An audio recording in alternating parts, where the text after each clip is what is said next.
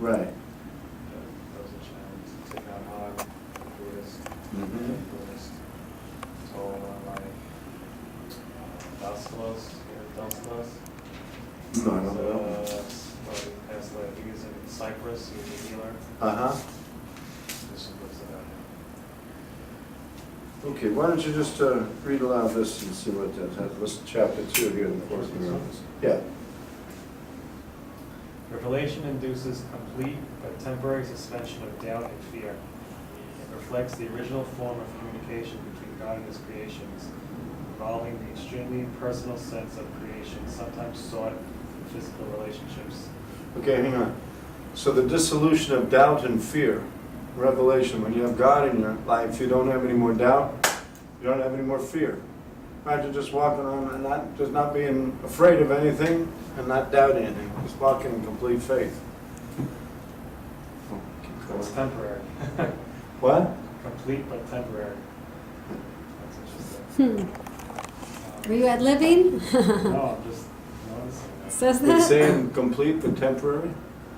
Revelation induces complete but temporary suspension of doubt and fear, so it's not a permanent suspension of doubt and fear, but Right. it's interesting. Physical closeness cannot achieve it. Miracles, however, are genuinely interpersonal and result in true closeness to others. Revelation unites you directly with God. Miracles unite you directly with your brother. Neither emanates from consciousness, but both are experienced there. Neither emanates from consciousness, but both are experienced there. So in our consciousness is where we experience God, but it's not emanating from our mind. We're just translating the universal construct. Huh? Consciousness is the state that induces action, though it does not inspire it. You are free to believe what you choose and do attest to what you believe. Okay, that's the first paragraph? Yeah. Do you want to keep going? Why don't you No, I'd rather just listen. But thank you. Revelation is intensely personal and cannot be meaningfully translated. That is why any attempt to describe it in words is impossible. Revelation induces only experience. Miracles, on the other hand, induce action. They are more useful now because of their interpersonal nature. In this phase of learning, working miracles is important because freedom from fear cannot be thrust upon you. Revelation is literally unspeakable because it is an experience of unspeakable love. So, when we start seeing everyone as a reflection of ourselves, we end racism, sexism, ageism, just everybody as sparks of the divine fire. And then we realize that there are no enemies. And that's how the Lord was. And that's what most enlightened people are. They're into love and unconditional love. It's a beautiful place to be, to walk with peace. I agree with that one. Yeah.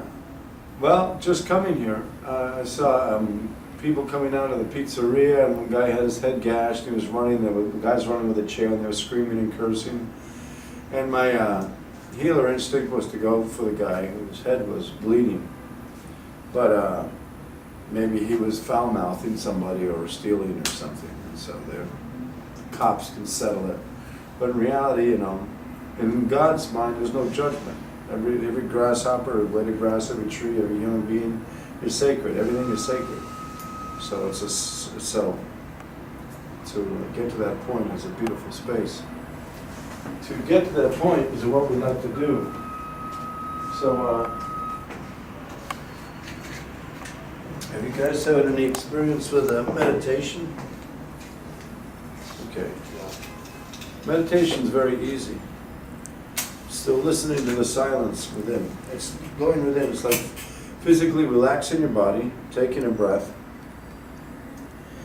And I like this fire and the sacred directions of the east where the eagle comes to bring us spiritual guidance, and the south where the fire is.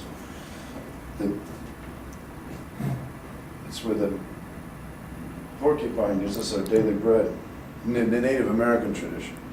And then the bear is the medicine of the west where the sun sets, and that's the element of water. And then to the north is the white moose, the buffalo, giving us cosmic wisdom, the midnight hour, wintertime. And the grandfather in the sky, all that falls us, and the Mother Earth. So, I'd like us to go into a higher state of consciousness now by uncrossing your legs and opening up your feet. You know, there'll always be people who are richer, more powerful, more interesting than us. And so what? When we accept ourselves, we grow by leaps and bounds to a beautiful space and help others grow. And God loves us too infinitely. Just like we love our children, or we love our creation, our artistic endeavor. It's our creation. The Almighty Creator sees us as children, which we must learn to love and be accepted of. And it helps us accept this confusing thing called Earth as we walk. You know, faith is a big thing, but it's a personal journey. I can't insist that you have it, even though every missionary and preacher and person wants you to find God. No, everyone's individual has to find it within, and they find it through that peaceful connectedness of vibrating at a higher frequency, at a deeper intelligence, at a new intuitive source.